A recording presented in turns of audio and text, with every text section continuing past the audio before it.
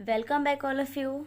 I am back with my another video on a new topic, that is the King of the Golden River Part 1 from 4th Standard English Bal Bharti textbook. Let's start. The King of the Golden River. Golden means सुनहरी, river means नदी, king मतलब बादशाह. The king of the golden river मतलब सुनहरी नदी का बादशाह. Long, long ago, in the mountainous part of a country, there was a fertile valley. Fertile means able to produce good quality crops. Long, long ago मतलब बहुत पुरानी बात है, बहुत पहले की बात है. In the mountainous part of a country, किसी मुल्क के पहाड़ी हिस्से में there was a fertile valley. Fertile valley means एक जरखेज़ वादी थी, मतलब जहाँ पे फर्टाइल, जहाँ पे खेती बाड़ी बहुत अच्छे से होती थी, वहाँ के क्रॉप्स की क्वालिटी बहुत अच्छी होती थी. There were many waterfall slipping down the mountain tops. Mountain का जो टॉप का हिस्सा था, वो टॉप में से वाटरफॉल इस तरीके से वो लिपिंग डाउन, वो नीचे साइड गिरता था. But not into the valley, लेकिन वो वैली में नहीं जाता. वैली मीन्स वादी. They all run down the other side of the mountain. वो सब पहाड़ के दूसरे साइड जाके गिरते थे. One of the falls was very high and shone like gold in the beams of the evening sun. और ऐसा होता है जैसे एक आबशार बहुत ऊंचा, जैसे एक माउंटेन बहुत ऊंचा है और वहाँ से जो वाटरफॉल जो नीचे गिरते थे, वो शाम के वक्त, इवनिंग के टाइम, जैसे ही सूरज, जो सन जो राइज होती है, बीम्स मतलब रे, जो सन की जो रोशनी होती है, वो पानी में इस तरीके से नज़र आती है कि जैसे सूरज की रोशनी में सोने की तरह दिखाया जाता है. People called it the golden river. इसलिए वहाँ पे जो लोग थे वो पीपल क्या कहने लगे, गोल्डन रिवर मतलब सुनहरी नदी.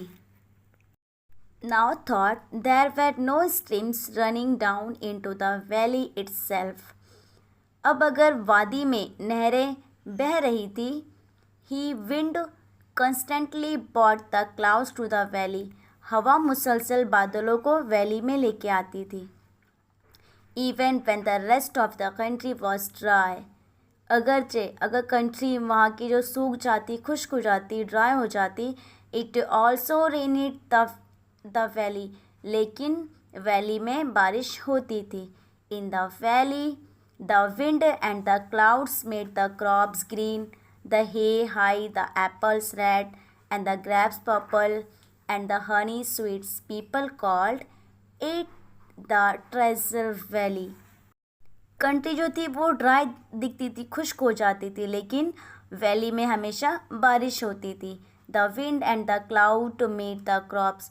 और वहाँ पे विंड, वहाँ पे हवाओं की वजह से, वहाँ के क्लाउड्स की वजह से वहाँ पर जो क्रॉप्स से बहुत ही ग्रीन ग्रीन होते थे. जैसे हे हाई, जो वहाँ पे हे मतलब जो काव वगैरह जो खाते हैं, उसकी हे की जो हाई होती थी वो बढ़ जाती थी. एप्पल्स रेड होते थे, ग्रेप्स पर्पल होते थे एंड द हनी स्वीट्स. और पीपल, वहाँ के लोग भी क्या उसे कहने लगे, treasure valley. Treasure valley means मतलब खजाने की जगह. The treasure valley belong to 3 brothers, sisters, Hans and Clerk. जो ट्रेजर वैली था वो 3 भाइयों में बिलोंग करता था. The 2 older brothers were big, ugly and wicked. दो बड़े भाई थे, वो एक बदसूरत और बदकार थे. They were good farmers, but they killed everything that was not profitable for them. Profitable means likely to result in a profit or advantage. वो ऐसे लोगों को मार देते थे जिन लोगों से उनको प्रॉफिट नहीं होता. Even little things like blackbirds and haghawks and crickets. Haghawks means a small brown animals with a covering of spines on its back, and cricket means a brown or black insect which make short loud noisy by rubbing its wings together. वो छोटे छोटे जो insect होते थे वो उन लोगों को भी नहीं छोड़ते थे. They did not treat their servants well and gave them only poor wages. Wages means होता है the money that is paid for the work as a person does. वो इवन वो अपने सर्वेंट्स से भी उस ट्रीट अच्छा नहीं करता था और ना ही वो उनको टाइम पर उनके पैसे देते थे, वेजेस देते थे. They waited till the corn had become very expensive in the market and then sold it for twice its value. Even वो इस वक्त का इंतज़ार करते थे जब तक कि वो जो उनकी चीज़ है वो मार्केट में बहुत महंगी हो जाती और फिर इसे इसकी कीमत से उनको दुगना उनसे बढ़कर पैसा मिलता, तब जाके वो अपनी चीज़ों को वो बेचते थे.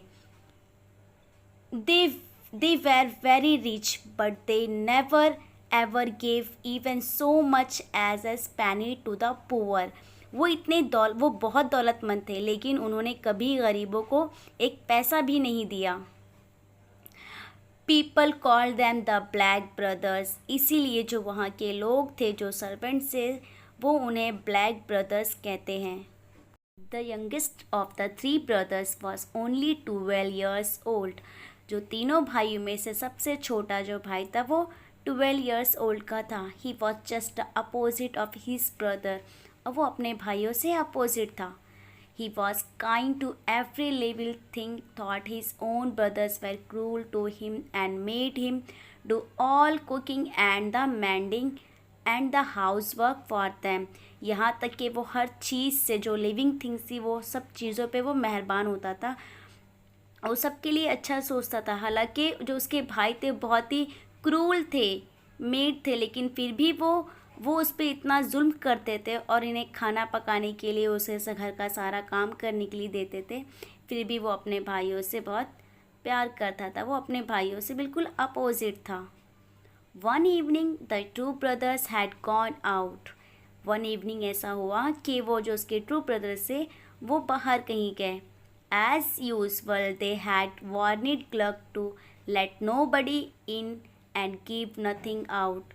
उसके भाइयों ने उसको वार्न किया कि कोई भी अंदर नहीं आना चाहिए और ना ही अंदर की चीज़ें बाहर जानी चाहिए.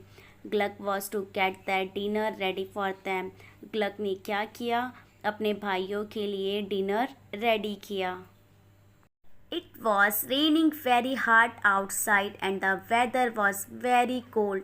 और उसके बाद क्या हुआ कि बाहर बहुत ज़ोर से बारिश हो रही थी और जो वेदर था बहुत ही कोल्ड था, बहुत ही ठंडा था. Just then there was a double knock on the door. और फ़ौरन वैसे ही होता है कि कुछ टाइम के बाद कि कोई दरवाजे पे डोर पे डबल नॉक करता है. Gluck went to the window and put his head out to see who it was. Gluck वैसे ही विंडो के बाहर अपने हेड को बाहर निकालता है और वो देखता है कौन है. He saw the most extraordinary looking gentleman standing at the door. और वो देखता है कि मोस्ट एक्स्ट्राऑर्डिनरी, एक मोस्ट मतलब डिफरेंट टाइप का एक जेंटलमैन है जो कि डोर के बाहर खड़ा हुआ है. The strange visitor was very short with a large nose. वो अजीबो गरीब दिखने वाला एक जो शख्स था वो बहुत ही छोटा था. उसकी जो नोज़ थी वो बहुत बड़ी थी.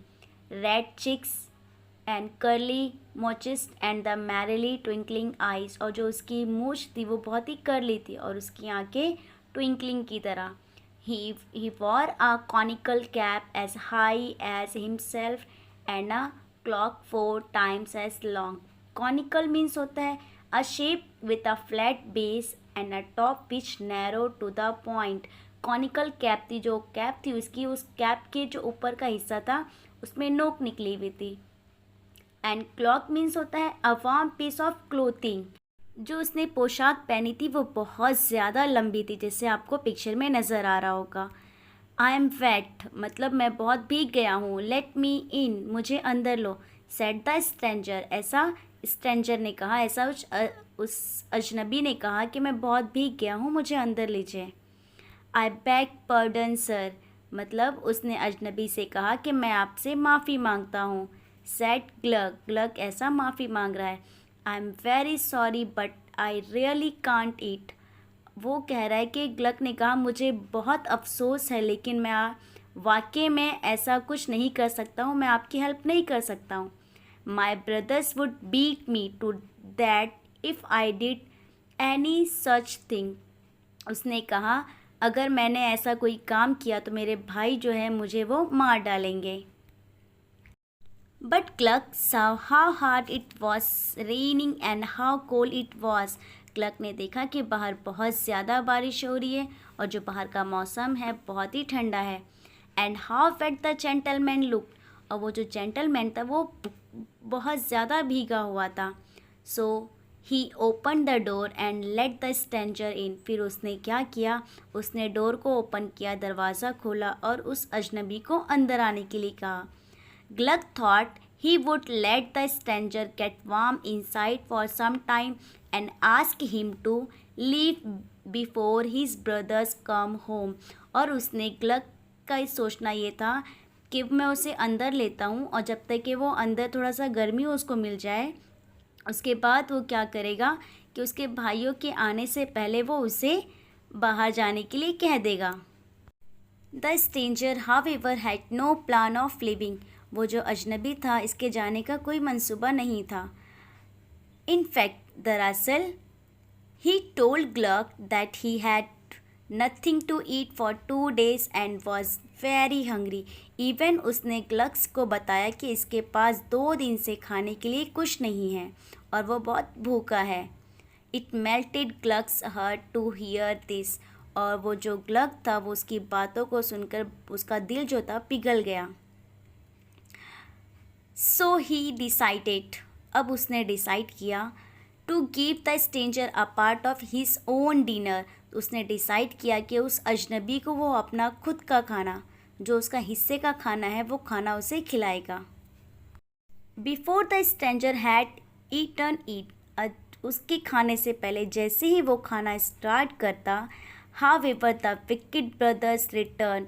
और जो उसके क्रूल ब्रदर्स थे वो रिटर्न आ गए। They were shocked to see the little gentleman sitting in the house. वो उस लिटिल जेंटलमैन को देख के बहुत शॉक्ड हो गया। वो अपने हाउस में उसे देखकर बहुत ही शॉक्ड हो जाता है। At once the brothers began to shout. अब वैसे ही क्या हुआ, उसके ब्रदर्स ने उसको देखकर उस पर चिल्लाया, शाउट किया। एट ग्लक पर उसने शाउट किया।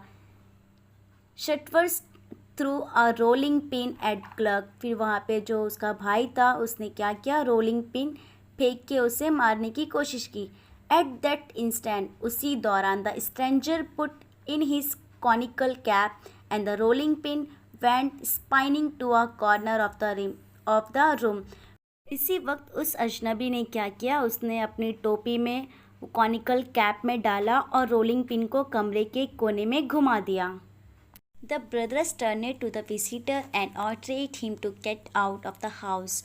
और जो उसके भाई थे, उसके भाई ने उस विजिटर की तरफ देखा और उसे कहते हैं कि आप घर से, वो उसे ऑर्डर देता है, वो उसे हुक्म देता है कि वो घर से निकल जाए। The little man asked them humbly to let him stay as it was so cold and wet. और वो जो लिटिल मैन था वो हम्बली रिक्वेस्ट कर रहा था उससे कि बाहर बहुत ठंड है और मुझे बाहर बहुत ही ठंडी लगती है।